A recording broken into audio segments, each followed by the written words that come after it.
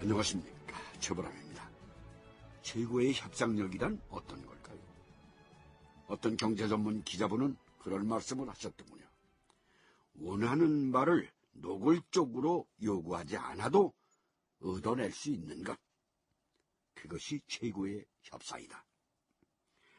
대우자동차 매각을 둘러싼 협상에서 바로 GM이 그랬던 것 같습니다.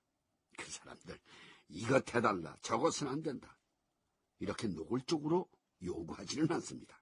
그러나 결국 한국 정부와 채권단이 그들이 원하는 대로 할 수밖에 없도록 그렇게 만들었습니다. 원하는 말을 노골적으로 말하지 않았지만은 상대를 자신이 원하는 대로 몰아가는 것, 정말 두려운 협상력 아니겠습니까?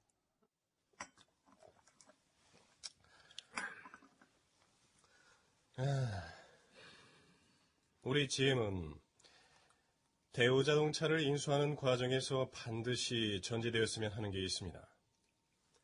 자산 건전화, 바로 기업의 투명성 확보입니다.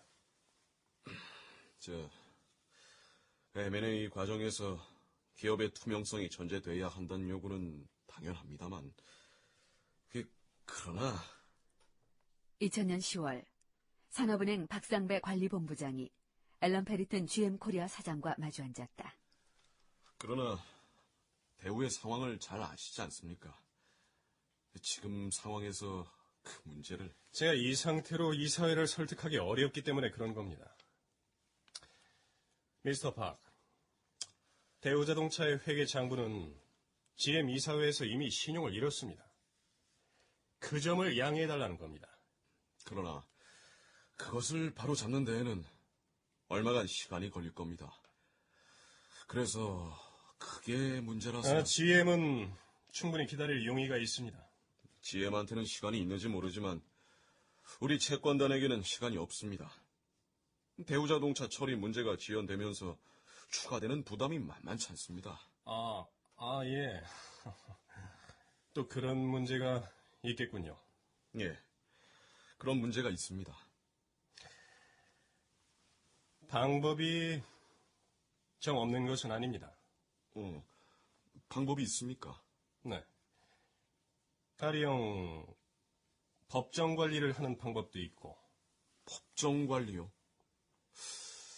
법정 관리... 법정 관리를 하면 채권 채무가 동결됩니다.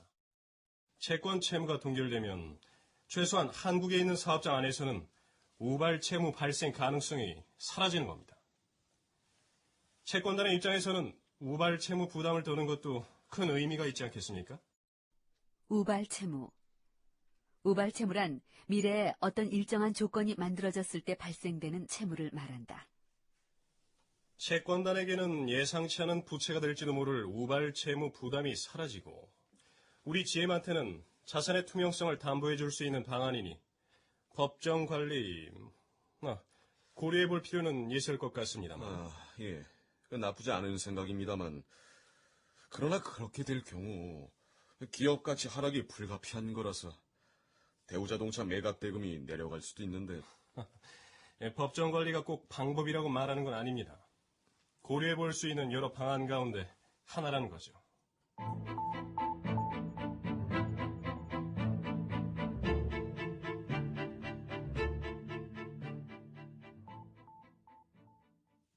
법정 관리?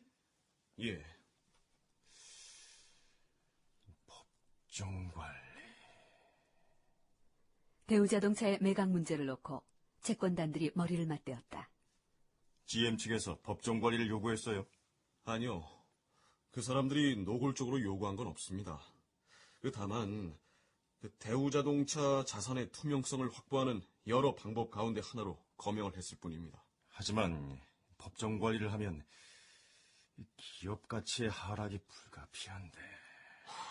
사실 저도 그게 마음에 걸립니다. 그러나 우발 채무, 그러니까 예상하지 않았던 대우자동차의 채무가 발생하는 건 막을 수 있지 않겠습니까? 어쨌든 채권 채무가 동결되는 거니까요. 우발 채무를 막을 수 있다.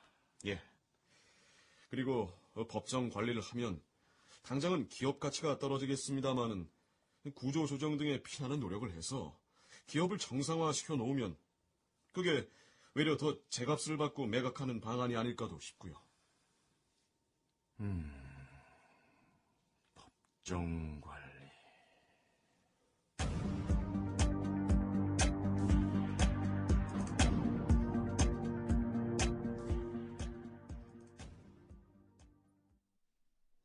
한국채권단과의 실무 협상에서 법정관리가 자산 투명화의 해법이 될 수 있다는 실마리를 제공한 GM.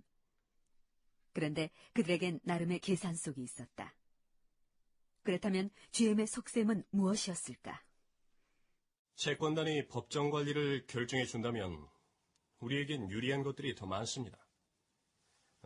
가령 가격을 다운시켜서 협상할 수 있다는 것도 있지만 무엇보다 대우자동차 인수 과정에서 반드시 해결해야 할 골칫거리들을 우리가 해결할 수가 있다는 겁니다. 반드시 해결해야 할 골칫거리들을 해결할 수 있다. 무슨 얘기요?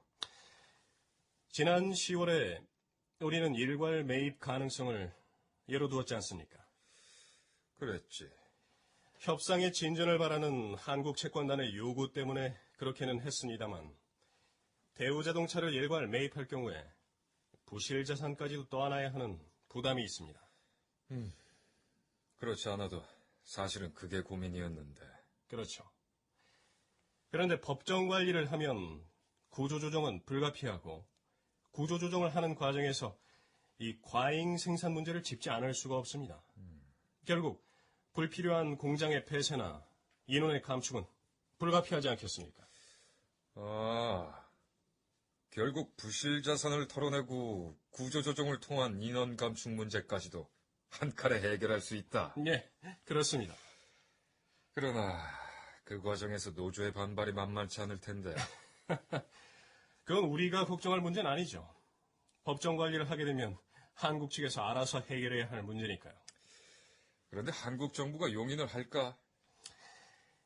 IMF 이후에 경제를 살리는 과정에서 불가피한 희생이 있다면 감당해야 한다. 이런 정서가 한국 사람들한테는 생겨났습니다. 아마도 그 사람들 용인할 겁니다. GM 코리아의 앨런 페리튼. 그는 전 세계 다국적 기업 가운데 한국을 가장 잘 아는 인물로 꼽힌다. 관련 기록을 살펴보자. 앨런 페리튼은 대우자동차뿐만 아니라 우리나라의 정치구조나 정책 결정 시스템에서 일반 국민 정서에 이르기까지 웬만한 시사평론가 뺨칠 정도의 식견을 갖고 있었다. 그는 청와대 실세가 누구인지, 주요 정책들의 결정 라인에 어떤 사람들이 포진하고 있는지를 훤히 꿰뚫고 있었기 때문에 채권단의 관계자들은 그와 마주 앉으면 엄청난 부담감을 느끼고는 했다. 대우자동차 채권단 입장에서 이런 인물을 협상 파트너로 만난 것 자체가 불운했다고 볼 수 있는 것이다. 대우자동차 매각 협상 과정에서 GM은 대우자동차의 자산을 투명하게 하라고 요구했습니다. 타당한 요구 같습니다만, 그러나 어쨌든 그 이면에는 이렇게 적잖은 계산이 포함되어 있었던 건 사실인 것 같습니다. 그런 가운데 대우 김우중 회장, 당시 그는 프랑스 니스 지인의 집에 머물러 있었다고 합니다만, 한국에서 전해오는 소식을 듣는 그의 마음은 어땠을까요? 내가 니스에서 이렇게 죽은 듯이 있어서는 안 될 것 같아. 그럼 어쩌시려고요? 2000년 말 김우중 회장은 부인 정희자 씨와 잠시 함께 있었던 것으로 전해진다. 어떻게 하는 게 좋을지 생각 중인데, 지금 한국에서 나와 대우를 만들어 왔던 친구들은 모두 범죄자가 되어가고 있어요. 검찰은 조사 과정에서 분식회계니 뭐니 하면서 마치 우리를 큰 범죄자 집단처럼 말하는데, 과거 기업하는 일을 어떻게 법의 엄정한 잣대로 재단할 수 있나? 그래서 어쩌시려고요? 여기서라도 내가 왜 한국을 떠나왔는지 밝히는 게 좋을 것 같은데, 당신 생각은 어때요? 외려 정권을 그리고 검찰을 자극하게 될 거예요. 그런 면도 있겠지. 때를 기다려요. 정권은 유한해요. 언젠가 바뀔 거예요. 때가 아닌 때에는 때를 기다릴 줄도 아는 것도 용기고 지혜예요. 그런데 나는 이미 너무 늙었어. 앞으로 내게 허락된 시간이 얼마나 있을지 모르는데 언제까지 이렇게 기다려야 하는지, 세월이 과연 내 편이 되어줄는지 그걸 모르겠어. 나는 평생을 바쁘게 살았어. 이렇게 무작정 시간을 견디는 일이 얼마나 큰 형벌인지 아마 상상도 못할 거요.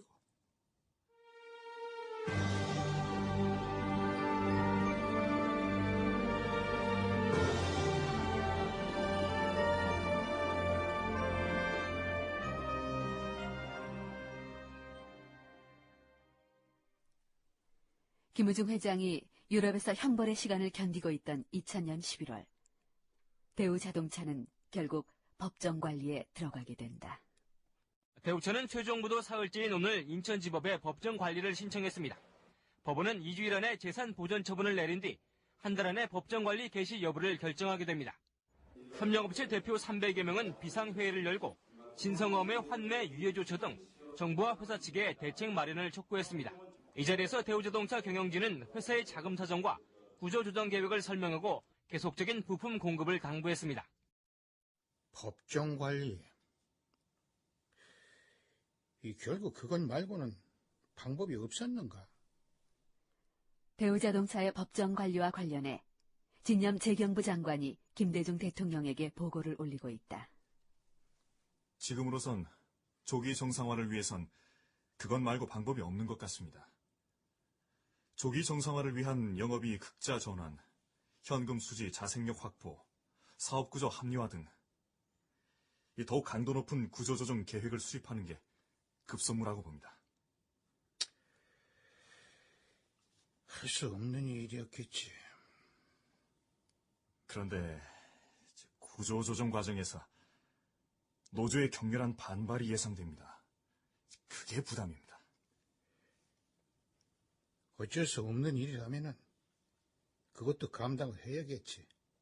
우리 경제가 지금 사느냐 죽느냐 기로에 서 있는데. 이 세계하고 경쟁을 하려면은 공무원이든 노동자든 이 필요하면은 쓰고 필요 없으면은 해고를 해서 기업이 수준을 맞출 수 있도록 해야 하겠지. 대통령님. 왜? 내 발언이 노조의 반발을 일으킬 것 같아서? 이 대우 사태를 보면서 내가 강해지지 않으면 안 된다는 생각을 했어요.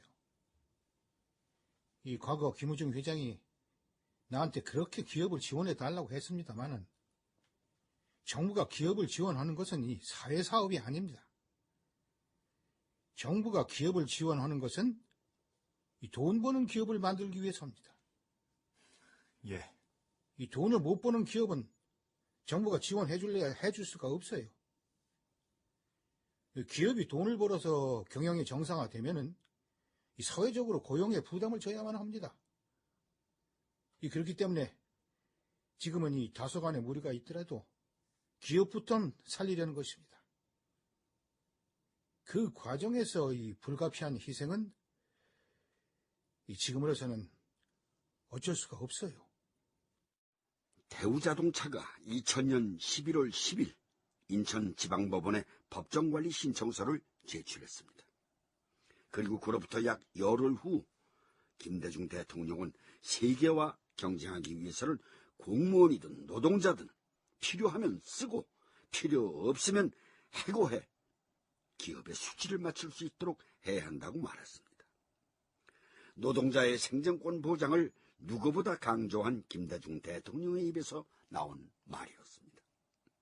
그만큼 우리는 대우자동차 처리 문제가 절박했던 겁니다. 그런데 GM은 극도의 관망세를 유지합니다. 우리가 법정 관리를 하고 뼈아픈 구조조정을 하는 동안 그 사람들은 자신들이 살만한 물건인지 아닌지 얄밉도록 차분히 관망하고 있었던 겁니다.